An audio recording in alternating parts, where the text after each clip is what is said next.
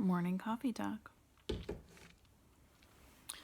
It's funny, I'm aging and yet I'm still breaking out.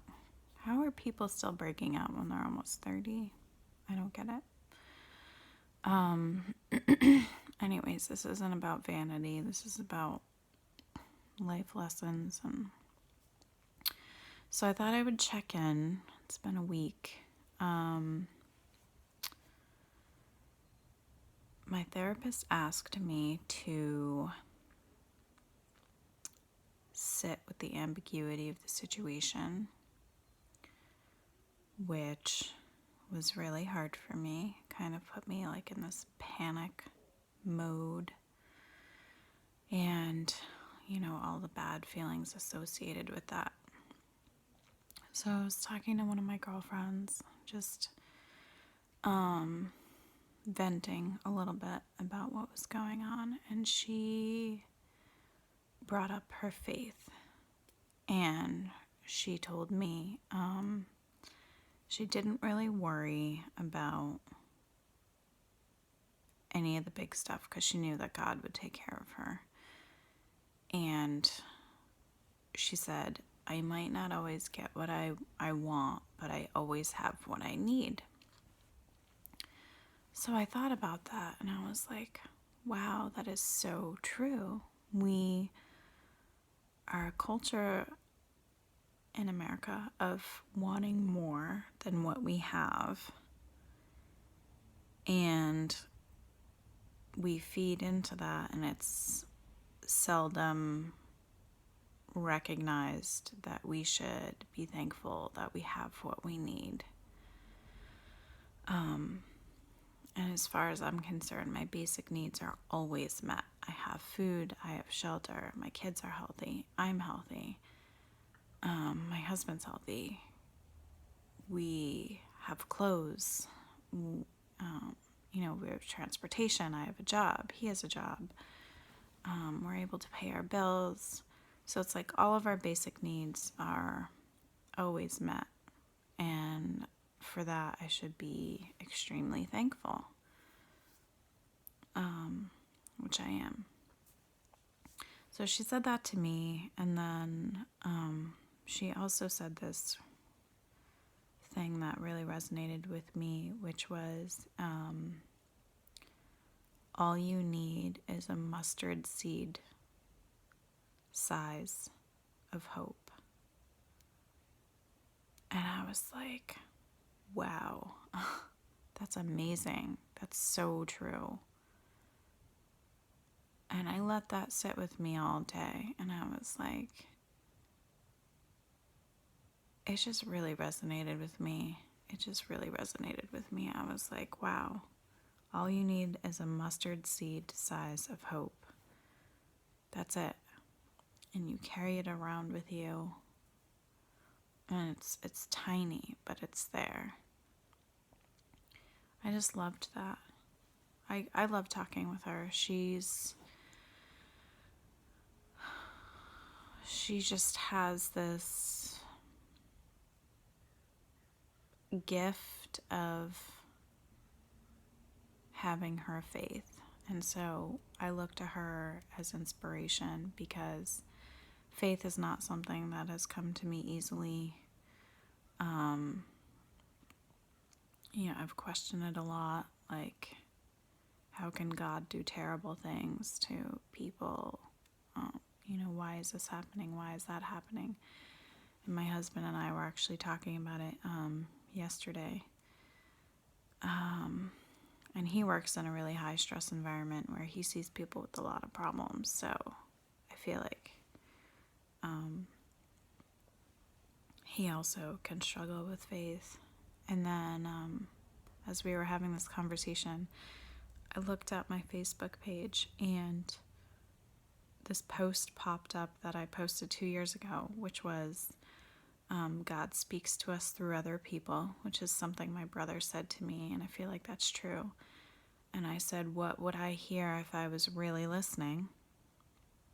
And also that I don't believe that it's God that does these things. I think people are destructive. I think we are the ones that create the chaos. And then I think that God is the one that actually helps carry us through it. And every time I have a situation that's really hard, or things that I've gone through, I always imagine what it would be like to come out on the other side. And I think to myself, would I be the same person? Would I be who I am? Would I try to be as good of a person as I try to be if I hadn't gone through that? And also, the more I go through, if I'm able to come out on the other side as a better person and a happier person, this is a message that I can send to other people. Like, hey, look, I've gone through the ringer, and yet here I am coming back to say to you, you can make it too. So I really feel that's my purpose here on earth, is to take as much as I could possibly learn about life and finding the joy in that, and coming out on the other side of every obstacle as a happier, kinder, gentler, nicer, less demanding person, and share that with other people to say, listen, if I can do it, you can do it. And you can greatly improve the quality of your life at any given time.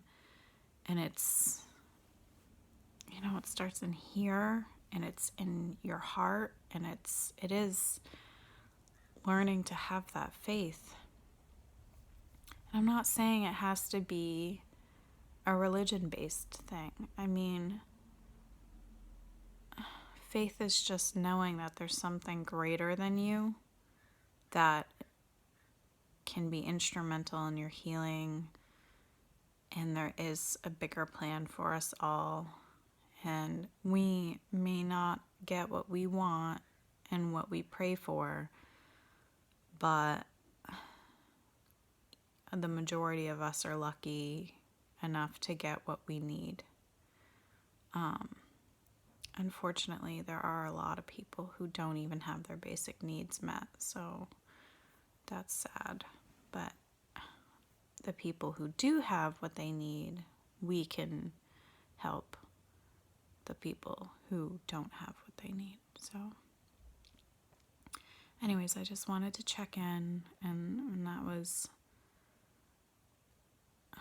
kind of, those were the things that I was thinking of in this past week. Oh, and also, I had an opportunity to go to this group yoga class, and the day of the class, I almost didn't go because I was letting my fear hold me back. And I started to go into my isolation mode because I didn't know how it was going to turn out. So I pushed all that aside, and I walked through my fear. I made it to the class, and words cannot describe how thankful I am that I went. I met some of the most amazing people that I've ever met, and I instantly felt love for them. So not only did I fight my urge to isolate, I walked through my fear, I made it to the class, and then I put myself out there, and the connections that I received in return were unreal. Now I can't wait to go back and see them every week and just connect with them. And that was a hugely powerful moment in my life, this class with these amazing people. So So yeah, we're all in this together, learning together, and hopefully some of what I say resonates with you.